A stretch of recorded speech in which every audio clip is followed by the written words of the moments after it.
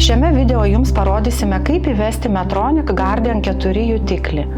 Komponentai: vieno paspaudimo įvedimo prietaisas šoviklis, gliukozės jutiklis Guardian 4, 2 ovalo formos pleistrai ir pilnai pakrautas suderinamas siųstuvas Guardian 4.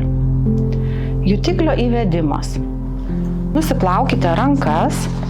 Pasirinkite dūrio vietą. Rekomenduojame žasto užpakalinę dalį su pakankamu riebaliniu sluoksniu. Nuvalykite įvedimo vietą alkoholiu, palaukite, kol gerai išdžius.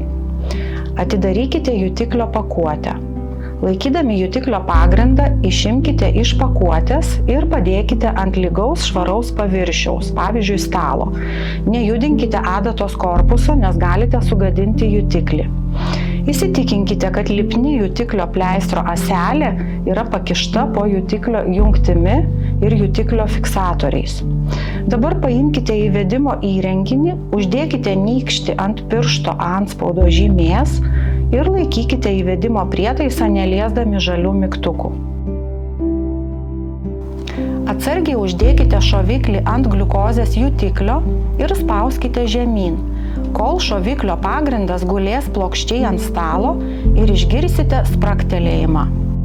Dabar uždėkite 2 kitos rankos pirštus ant jutiklio atramos iškišų, o įvedimo prietaisą lėtai traukite tiesiai aukštyn. Jokiu būdu nespauskite žalių mygtukų. Neatjunkite jutiklio pagrindo nuo įvedimo prietaiso, laikydami jį pakeltą. Taip galima sugadinti jutiklį. Dabar gliukozės jutiklis yra paruoštas įvedimui, o ant stalo liko plastikinis jutiklio pagrindas. Rodyklės ant šoviklio šono yra sulygiuotos su adato šoviklio viduje. Pridėkite šoviklį stabiliai ties iš anksto paruošta įvedimo vieta, neįspausdami įvedimo prietaiso per giliai į odą. Tačiau, jei įvedimo metu tvirtai nelaikysite šoviklio plokščiai prispausto prie kūno, paspaudus mygtukus, šoviklis gali atšokti atgal ir jutiklis bus netinkamai įvestas. Dabar paspauskite ir atleiskite iškilimus ant abiejų žalių mygtukų vienu metu, laikydami šoviklį plokščiai ant kūno. Palaikykite šoviklį ant kūno bent 5 sekundės, kad klijai priliptų prie odos. Lėtai nuimkite šoviklį nuo kūno, nespausdami mygtukų. Dabar atsargiai prilaikykite jutiklio pagrindą ties jungtimi, suimkite adatos korpusą viršuje ir lėtai ją ištraukite tolyn nuo jutiklio. Stebėkite, ar nekraujuoja įvedimo vietoje. Jei kraujuoja, uždėkite sterilę marlę ar servetėlę ant jutiklio viršaus, prispauskite ir stabiliai palaikykite iki 3 minučių. Jei kraujavimas nesiliauja, išimkite jutiklį ir toliau spauskite, kol nustos kraujuoti. Laikykite jutiklį vietoje ir atsargiai nuimkite klijų apsauginę juostelę iš po pleistro pagalvėlės. Dar nenuimkite apsauginės juostelės nuo pleistro stačiakampės ąselės. Ši ąselė bus naudojama siųstuvui pritvirtinti vėlesniame etape. Tvirtai prispauskite lipnią pagalvėlę prie odos, kad jutiklis liktų prilipęs prie odos. Dabar laikas priklijuoti papildomą ovalų pleistrą. Ištraukite lipnią ąselę iš po jungties. Nuimkite apsauginę juostelę pažymėtą 1 numeriu. Uždėkite ant jutiklio taip, kad kontaktai liktų atviri. Nuimkite apsauginės juosteles pažymėtas numeriu 2 nuo abiejų pusių. Išlyginkite pleistrą.